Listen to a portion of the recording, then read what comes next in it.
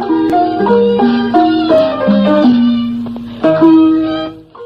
းလုံးပဲမင်္ဂလာပါရှင်။လိုက်စာ TV ရဲ့အပတ်စဉ်ဗုဒ္ဓဟူးညပမာတိုင်းကြားပါတာဖြင့်တည်တင်ဆက်မှုအစီအစဉ်မှာပြန်လည်ကြိုဆိုလိုက်ပါရရှင်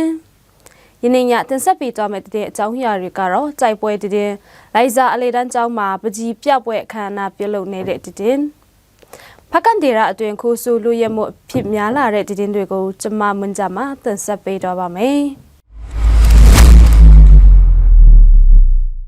စကိုင်းတိုင်းအင်းတော်မြို့နယ်မေးစာကျေးရွာအနီးမှာဒီဇင်ဘာလ29ရက်နေ့မနက်6နာရီခန့်တွင် KIA KPDF ပူးပေါင်းတပ်နဲ့စစ်ကောင်စီတပ်ကြားနှစ်ဖက်တိုက်ပွဲဖြစ်ပွားခဲ့ပါတယ်။မေးစာတောင်တွင်တပ်ဆွဲနေရယူနေတဲ့စစ်ကောင်စီတပ်ကစစ်ရေးလှုပ်ရှားမှုပြုလုပ်လာစဉ် KIA KPDF ပူးပေါင်းတပ်နဲ့ထိတ်တိုက်တွေ့ဆုံခဲ့တာကြောင့်နှစ်ဖက်တိုက်ပွဲပြင်းထန်စွာဖြစ်ပွားခဲ့ပြီးစစ်ကောင်စီတပ်မှဂျက်လေယာဉ်3ပြူက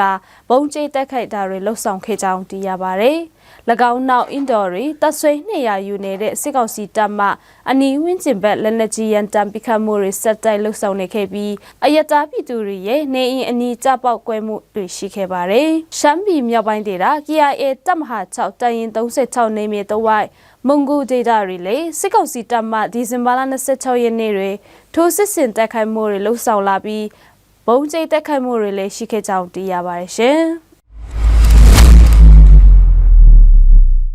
လိုက်စာမျိုးရှိအခြေခံပညာအလေတန်းကျောင်း TOT ဆရာမများမှတာဝန်ယူပြီးနှုတ်ခွန်းဖျားမှငိမ့်ချမ်းရေးဆိုတဲ့ခေါင်းစဉ်ဖြင့်ဒီဇင်ဘာလ28ရက်နေ့မှဇန်နဝါရီလ2ရက်နေ့ထိလိုက်စာအခြေခံအလေတန်းကျောင်းခမ်းမမှာပြုလုပ်မှာဖြစ်ကြောင်းသိရပါတယ်။ယခုလိုပကြီးပြပွဲအခမ်းအနားပြုလုပ်တာဟာစစ်ဆောင်ကလေးများ၎င်းတို့ခံစားနှိမ့်ရတဲ့နိုင်ငံရေးမိသားစုပြဿနာနဲ့၎င်းတို့ရဲ့ပတ်ဝန်းကျင်မှာဖြစ်ပွားနေတဲ့အခက်အခဲတွေကိုလက်တွေ့ချပြနိုင်အောင်ယခုလိုအခမ်းအနားပြုလုပ်တာဖြစ်ကြောင်းသိရပါတယ်။6ရက်ကြာအတွင်းပြသသွားမယ်ပကြီးကားတွေကတော့လိုက်စာအခြေခံပညာအလေတန်းကျောင်းရဲ့2020-2021ပညာသင်နှစ်မှာ Grade 2မှ Grade 8ကျောင်းသူကျောင်းသားများခန်းစားနေရတဲ့ခန်းစားချက်တွေကိုသူတို့ကိုယ်တိုင်ပုံဖော်ရေးဆွဲထားတဲ့ပကြီးကားဖြစ်ကြောင်းလည်းသိရပါတယ်။လိုက်စာမျိုးရှိအခြေခံပညာအလေတန်းကျောင်းမှာဆရာမပေါင်းအယောက်50ရှိပြီး KG တက်မှ Grade 8ထိပညာသင်ကြားနေတဲ့ကျောင်းသူကျောင်းသားပေါင်း685ယောက်ရှိကြောင်းလည်းသိရပါတယ်ရှင်။ဖကန်ဒေရာအတွင်းတနေ့ချက်တနက်အလုတ်လုံးမိလူများလာကအလုတ်အကင်ကြက်ကြီးလှပြီးခုဆိုလူရက်တာတွေဖေပွားနေကြောင်းဒေတာခန့်များထမှသိရှိရပါတယ်။ဖကန်ဒေရာမှာအရင်ကထက်လူများလာပြီးကြောက်သွင်းနဲ့ရေမစေးကောက်တဲ့နေရာတွေမှာဒေတာခန့်တွေအတွက်အလုံးမရှိအင်မတန်ခက်ခဲလာတဲ့အခြေအနေရောက်ရှိနေတယ်လို့သိရပါတယ်။